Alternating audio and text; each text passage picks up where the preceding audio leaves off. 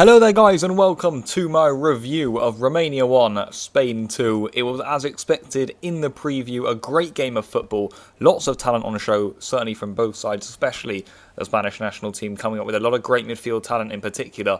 Plenty to talk about, lots going on in this game, so without any further ado, let's get going with the review. It's 3 more points for La Roja. Just before we go any further with today's match review, I just want to ask a question about the moment of silence before the game for Luis Enrique's daughter, of course. We spoke about her in the preview. I know it's not an easy time for the national team right now. I just want to say about some of the Romania fans, and especially the ultras in the south goal of yesterday's game, it's all good having, the support for your team, but when it gets to an extent where they're doing stuff like that, they didn't hold the minute of silence, they were chanting, they were booing while it was going on, after about 20 seconds of what was an attempted silence, it ended up just going into a 10-second clap, and we kind of got on with things as if nothing had happened. So I think that's something they need to start looking into, and we've seen it in the Serie A recently. The Inter Milan ultras giving a letter to Lukaku saying, in Italy, sometimes the fans will be racist just to put off the opposition, and stuff like that. Where of course it's great for the fans to be involved and they want to be supporting their team, but when it's becoming offensive like it is these days with racism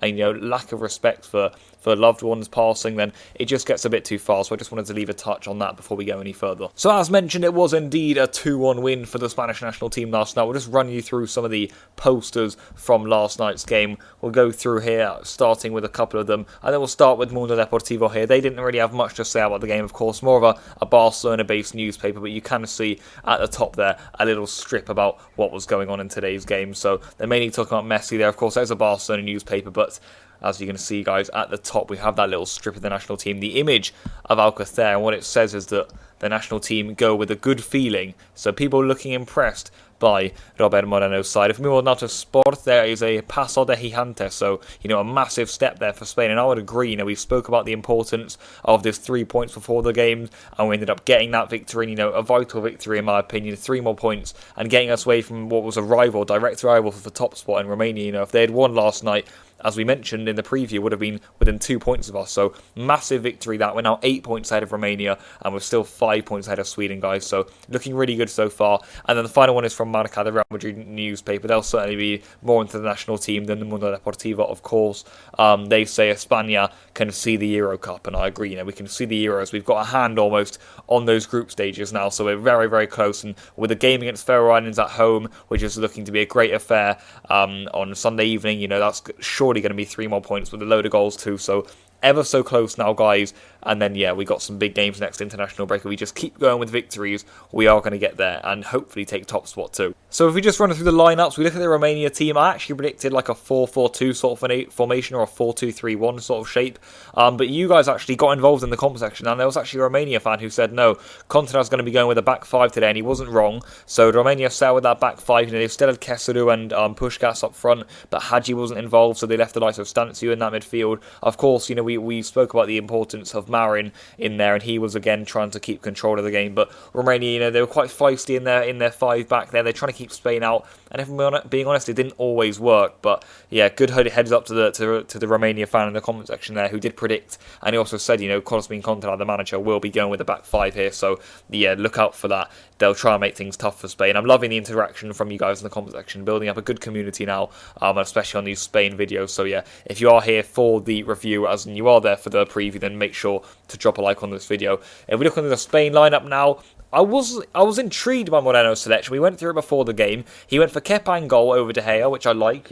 I would have given De Gea one last chance last night, but as we'll get on to, big call for Moreno, and the right one, Kepa saving the national team again in this final stages. That's going to be coming on later in the video though, guys. He went for Navas at right back over Carvajal again. He went for Llorente next to Damos, which seemed to work in my opinion. He had a solid game. Then of course Jordi Alba at left back. In midfield, it was almost like a 4-4-2, but it certainly wasn't that way. It was more just 4 midfielders all jotting around and helping out. We had Fabian a little bit to the right, we had Ceballos more to the left, and then Saul and Busquets were really controlling that midfield. And then that left you with 2 strikers in Rodrigo and Alcacer, who, with good runs in behind, actually did cause havoc for the Romanian defence. So clearly, Moreno had done his research there, and he had done really well to pick that lineup, in my opinion. I was certainly expecting a more 4-3-3, but he's really showing, he's got fresh ideas, and he's not afraid to do something, a bit out of the ordinary in order to get the victory.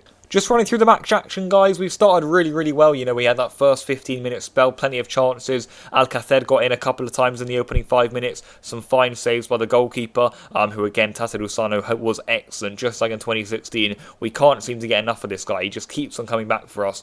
We kept on going though, guys. Jordi Alba had a chance. Sergio Ramos had a chance. Fabian and Saul and Ceballos were all getting on the ball in midfield, and we were creating loads of opportunities. Getting Navas and Alba pushed on high up the pitch.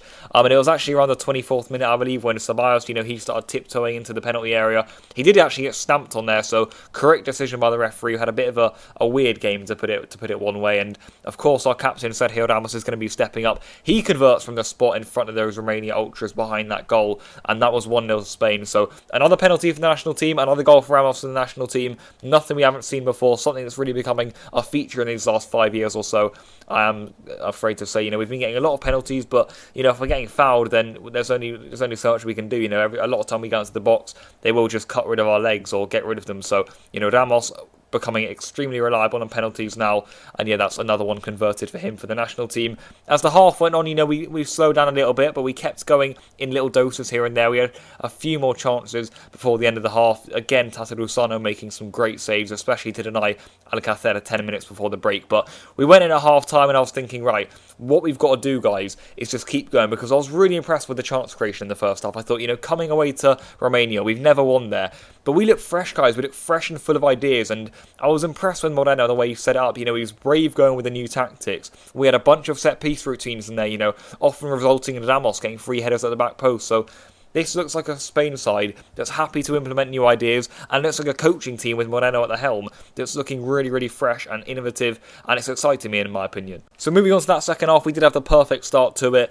Good little play around the edge of the area, and then it's a lovely little, threaded through ball by Dani Ceballos. He had another great game, of course, in our midfield. I backed him to start before the game, and he, of course, repays the favour of the manager for choosing him. Great ball into Jordi Alba, and he knows what to do from here, guys. He gets on that left-hand side, squares it across to his former Barcelona teammate. It's something we've seen before for the Azulgrana, and now for La Rojita, it's into the back of the net, guys. It's Alcacer with a goal, and he's got yet another goal for the national team. That's now 10 in 16 appearances. I was about to say 10 in 6. That would have been ridiculous. That's like his Dortmund form, guys. But this is a striker who deserves his opportunity. We spoke about it in the preview. This is a guy who we definitely want to be seeing scoring for the national team. He's been doing it for club, and now he's doing it for country yet again. So Alcacer with another goal. Next 10 minutes, you thought Romania would be out of it, but in fairness to the coach, he brought on Andone, he brought on Hadji, and this changed the game, guys.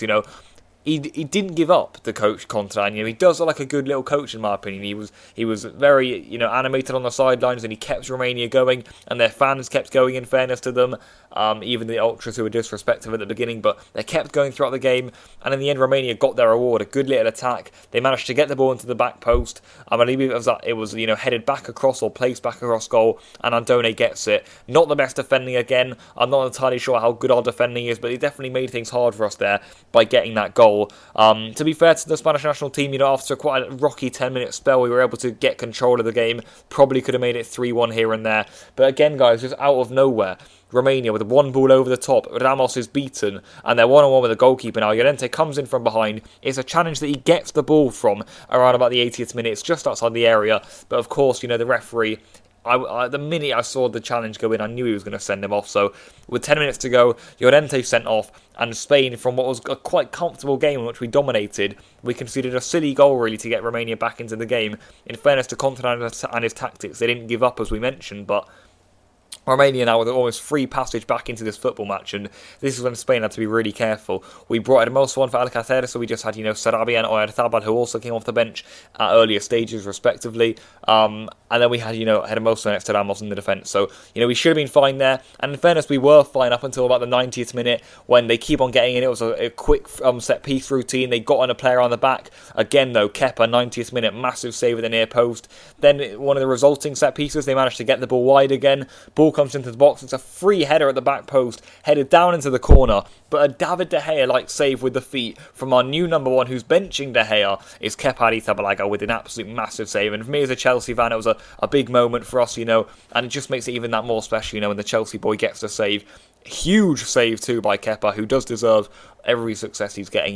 He's a hard-working goalkeeper, and he puts in the work week in, week out, and he has been great for Chelsea. One of our best additions in the last decade, in my opinion, especially to get a goalkeeper that good after the likes of Cech and Courtois. He's been excellent for Chelsea, and now for Spain, he's certainly looking like the starting goalkeeper. I backed De Gea to start before the game, but Kepa's got the nod yet again, the 4th game straight, and he keeps on repaying the manager's faith. Huge 3 points for Spain. Kepa keeps us in it. Some great football around the park. The red card definitely changed things, and I still feel that we have a few defensive issues here and there, but all in all, a solid performance from Spain. I just want to touch on that defence though before we go any further.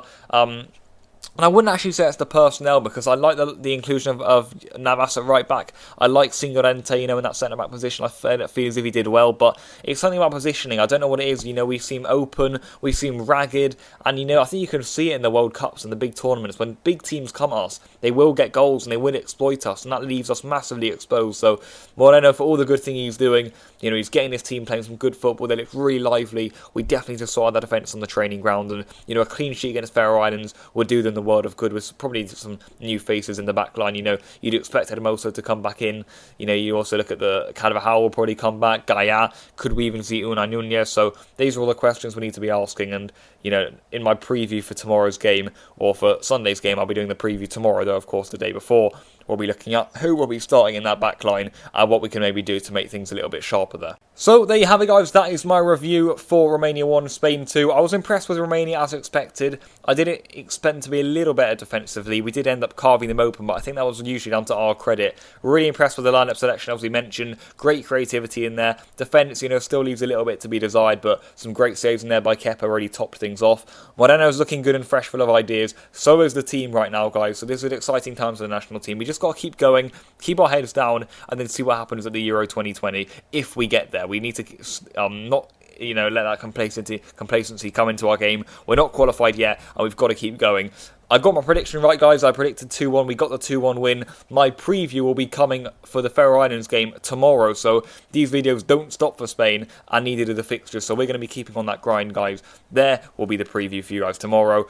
If we have a look at the group on the screen right now, is how it is looking. It's looking dandy for us at the top there. As I mentioned, we now got within 8 points of Romania, so we're top of the table by a good spree from them. Norway will certainly be catching up now too, and also Sweden are going to be on our tails. And if you look at next international break, we will be facing both Sweden and Norway away. So those are going to be 2 massive games, and I'll be back with huge videos for them. But before that, we've got the Faroe Islands game, and that just has to be 3 points. There's no other way around it. I want 3 points, I want goals, and I want a clean sheet. So yeah, guys, that's where this video is going to come to an end. Keep your support going in the comment section. It honestly does mean the world to me, when I keep coming back and the views keep on going up, and there's loads of interaction in the comment section. You guys are talking about the game. Before the game, you're talking about who's going to play, your predictions, what do you think is going to happen in the game. It's all honestly great, and I reply to every comment. So if you do want to leave your thoughts, then I will be there, guys. We can have a nice discussion in the comment section down below about whatever you want. My preview for the Faroe Islands game will be tomorrow. I'll be going to keep going with these uploads. But for now, guys, keep your support going, keep the community going, and I'll see you guys later. Goodbye.